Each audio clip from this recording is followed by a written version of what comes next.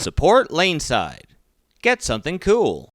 Alright, guys, here we are down on the lanes with our resident two-hander. Yes, that's me. It's me. It's the bearded beast on the easiest of easy house shots. And we're looking at some new technology here with the DV8 Heckler. We're going to have two different layouts here so you can see the kind of technology that's been put into this, because this is brand new, patent-pending technology. So in the Heckler here, they have this new core. It's the unholy core at 2.504, 051 diff, and an 010. Well, look at the flare on that. Keep that in mind there. Look at the distance between the flare track and how much total flare we got. It also has an 010 intermediate differential. So it's not particularly a strong ball before you drill it, but it's what happens after you drill it that's really important. See, what they've done is they've built these three zones into it. Kind of zone 1, which is near the dot on the top. Zone 2, which is kind of near the big, fat, thick bull kind of part of the core. And then zone 3, which is the inner core. It's kind of the material all around there. And depending on where you hit, it really changes the numbers and how this ball reacts. Now, if you saw in the beginning, we had a 4.5-inch pin to pap on this one. And that got us into zone 2, zone 3, which means this ball actually gained up to 14 points of differential and 15 points of intermediate differential.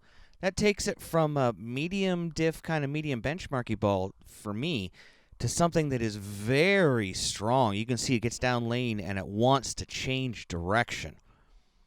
So this core, because of where you drill into it, where the fingers intersect that core material, it really changes how this ball goes. Like if you look at zone 1, which is near the dot, which we'll be looking at in our second ball, it actually removes 15 points of diff, but keeps the intermediate differential the same. So it ends up being like an obsession tour or an effect tour, something like that. So it becomes more of an asymmetric benchmark, especially for somebody like me who's a little bit more rev dominant.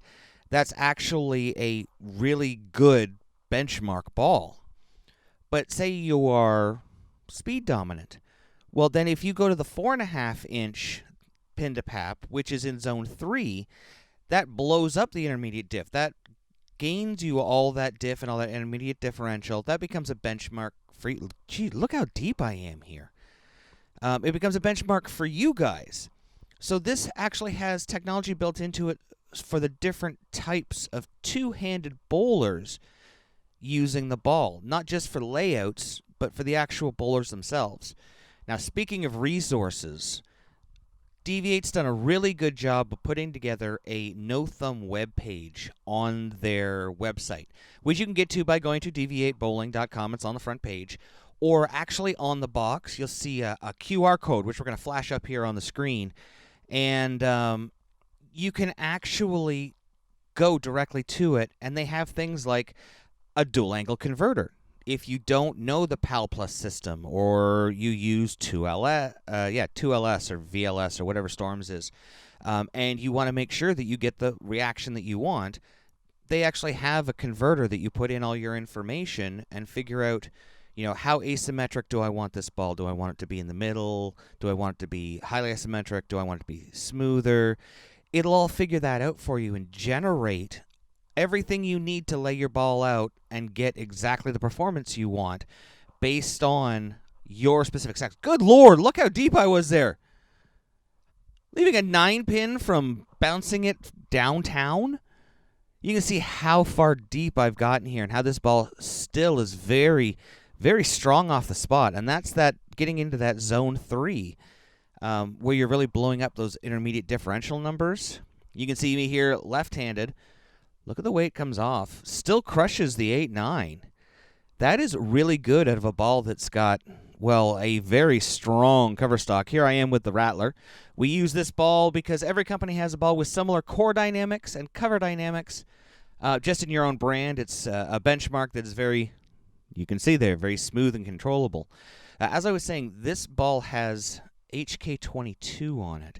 But not just that, it's got the cohesion additive, and it's got the maximum havoc additive package, which was from the Accelerate, the Hellcat Accelerate. Look at the difference that I can create here as a rev dominant player using the stronger layout. I've created, I mean, look when we come back here, I think I'm about 10, 12 boards. Let's watch the feed here. Yeah, about 12 boards difference, and you can see the ball just never stops hooking. It's that big, strong, flaring core position that we've created because of, well, those inner core numbers. You could see there where the fingers were going into, here we are with the rattler at the lane level. Oh, you can see the actual track in the oil as it just before it dissipates. You can see where the fingers intersect that core, what it does to the actual core itself. Watch when it comes back up here. Good Lord, look how much more motion it has. That's insane. All right, so, sorry, back to the... I got spellbound there for a second. When we go back to the actual inner core, look where it actually hits that side piece there. So it's making the core taller with a big jetted out piece there. So you can see how asymmetric it's become. Now, as we said, we couldn't just stop there. If there's a ball with technology and there's a challenge made, we're going to check it out. So here's our Heckler number 2. And we've laid this one out with the Zone 1 layout, which is the pin near the dot. You can see, just because we've done that doesn't mean it's... Yeah, it doesn't make it less strong. That cover stock is still strong. It just smooths it out. It changes the way the motion is through the lane, where it reads it and how it gets through the pins. Now you can see on this one, we've gone through the top of that core piece. So we're actually making the core squatter. We're making it smaller. Now, remember that flare pattern from the beginning? Look how much smaller it is here. We went down to 1/8 of an inch to 3/16 of an inch, and we lost about 1.5 inches of total flare off the ball. That is a huge change of performance. Huge. So we're going to make a little move here from our benchmark spot. We're going to move to the left like we did with Heckler number 1, and we're going to see what happens when we give it a little bit more oil. Now, all this patent-pending technology, often you see it only in the 16, 15, and sometimes the 14-pound balls. DV8's gone out of their way here, though, to create a lighter core ball that... Oh, look at that. Look how smooth that is compared to the first one. They've created a core that, across their ball weights, has pretty consistent differential and intermediate differential numbers. It's not just some generic core that they've picked and put the cover stock on. This allows our youth bowlers, because so many more people are picking it up and throwing two-handed, to have more options, because this ball actually has performance that they can tune to their game instead of just getting something that's, you know, it's just a slight cover stock change in a say in a 12-pound ball. Look at this. Now, as I said, these different zones allow you to set up for different players. Me being a much more rev dominant player because of my low ball speed, this 1.5 inch pin to center of grip, not pin to pap, I was saying that wrong before, but this 1.5 inch pin to center of grip, this is a benchmark for me because of my low speed. It allows me to really control how quickly the ball is going to see the friction down lane. If you think about it val angle-wise, it's a very high val angled ball or layout, so it's going to have more energy down lane, but that cover stock is burning off. You see, it's burning off more. So you can see that one there, even though I got it to the pocket, I'd burned off so much energy, it just 10-pinned for me. This isn't going to react the same way as the first Heckler. But if you look at the difference in differential, we're looking at 30 points of differential difference between the 1.5 inch pin to center of grip to the 4.5 inch pin to center of grip. That's a monstrous amount of performance difference. That's like an entire other bowling ball. That's almost the entire differential of the Zone 1 layout, the 1.5 inch pin to center of grip. That's a ton of performance. So here I am again. Here you can see I move back in, and I can control it right in front of me. You can see I'm really excited about that because I can't always throw urethane in league, especially in my house, being a higher friction house. Urethane for me often is very, very early. So unless I get a pair that's got a lot of oil, or I have some people who are lower rev rate around me, I don't get to play it a lot. This, though, I can change the surface on being reactive. I can use this a lot more for league. Look at this. Whoa, whoa, come on. Yeah, I got a little slow on that one. Oh, but it carries. That's that dot dynamo core. Oh, gotta love me some dynamo core. Good Lord. How did that carry? Yeah, you can see it's going to hook. If you throw it slow, it's still going to hook, even with a zone 1 layout. So, I mean, you think about where they started with this, from that dualistic core they put in the Troublemaker. They have literally changed the way... Look at this one. Come on! A light tickler. They've changed the way that two-handers can now look at how they're getting their equipment, because these balls are designed to give them back the performance they lost, especially when they lost thumb holes and weight holes. You think about that.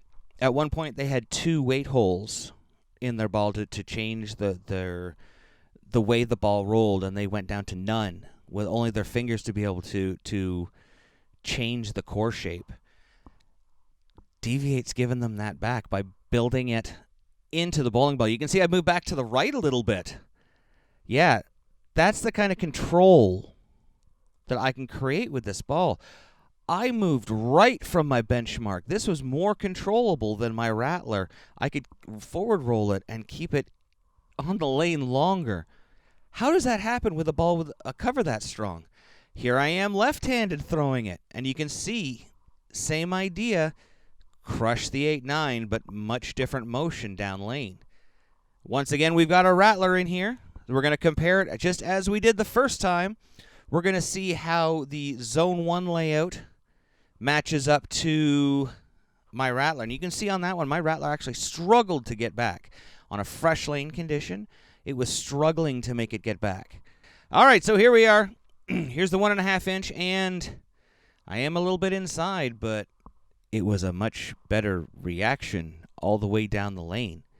Watch it again in slow motion. You can see I'm about 5 boards inside, but the ball stays, it stays on the lane in I don't want to say in a better zone. I didn't have to throw it out to try to find friction to get it to come back. I could actually play in the center of the lane so I could control it. I really like that.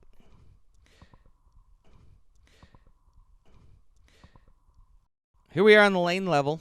Now, often we talk about balls going straight into bags. And if you hear us say that, that's usually an indication of how good a ball is. If I say, we did this and then it went straight into Scoops' bag, you can guarantee that went into Scoops' bag because he threw a ton of strikes with it, or it was something that he needed in his arsenal. This ball went from the rack, throwing this review, and went straight into my bag and replaced stuff. I took out my hitter, my short pin hitter, so I could match this up with my short pin zigzag, because this gave me just a different look than the short pin did, but I could still play it in the same area. Now, once again, let's take a look at that flare. Look at the difference in the size of the flare. And it wouldn't be a good review if we didn't actually show you them side by side. We want to show you the difference between the 3.5 inch pin to center of grip. It was actually closer to 4 inch. And the 1.5 inch. Look at this. Look at the difference. Much more inside with the 1.5 inch, much more benchmark-like. The 4.5 inch pin to pap, the 3.5 inch pin to center of grip was much more of a hook monster for me. So two-handers, I think this one could almost be like a drill 2 or 3 and build an arsenal out of it. This is really unique.